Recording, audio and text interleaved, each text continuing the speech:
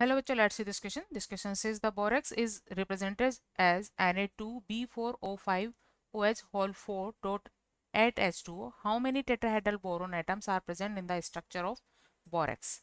Key concept for this question is number of tetrahedral boron atoms in borax. Key concept for this question is number of tetrahedral boron atoms in borax जैसे कि borax का formula है Na2B4O5OH whole 4 dot 8H2।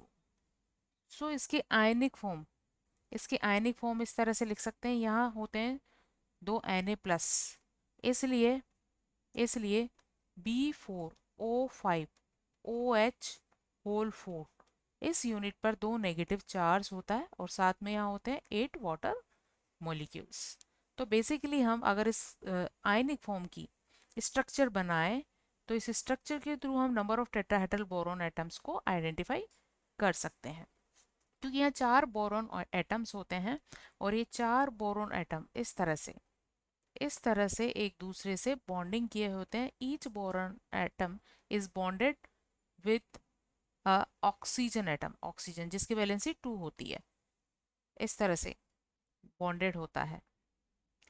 दो boron atom के between एक oxygen atom होता है। इसके अलावा इन दो बोरॉन एटम के बिटवीन भी एक ऑक्सीजन एटम होता है। अब क्योंकि यहाँ क्या है, ओवरऑल 2 नेगेटिव चार्ज है, तो ये 2 negative charge in boron atoms पर होता है। इन बोरॉन एटम्स पर एक एक नेगेटिव चार्ज होता है और इस वजह से बोरॉन पर एक एक्स्ट्रा इलेक्ट्रॉन आ जाता है और इस एक्स्ट्रा इलेक्ट्रॉन के आने की वजह से ये एक हाइड्रोक्साइड ग्रुप के साथ इस तरह से बॉन्डिंग कर लेता है। तो यहाँ बोरॉन के अराउंड 4 सिग्मा बॉन्ड्स है, टोटल 4 सिग्मा बॉन्ड है। तो यहाँ हाइब्रिडाइजेशन है sp3 और इस बोरॉन एटम पर एक हाइड्रोक्सी ग्रुप होता है और यहाँ भी एक हाइड्रोक्सी ग्रुप होता है। तो टोटल यहाँ 3 सिग्मा बॉन्ड है, इसलिए यहाँ हाइब्रिडाइजेशन होता है sp2 और यहाँ 4 सिग्मा बॉन्ड्स हैं, चारों ये इस तरह से सिग्मा बॉन्ड है, इसलिए sp3 हाइब्रिडाइजेशन है और ये बोरॉन एटम्स होते हैं टेट्राहेड्रल जो कि sp3 हाइब्रिडाइज स्टेट में होते हैं।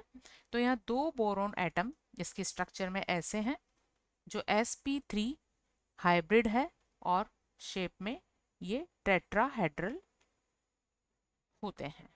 So final answer of this question is tetrahedral boron atoms यहाँ 2 होते हैं।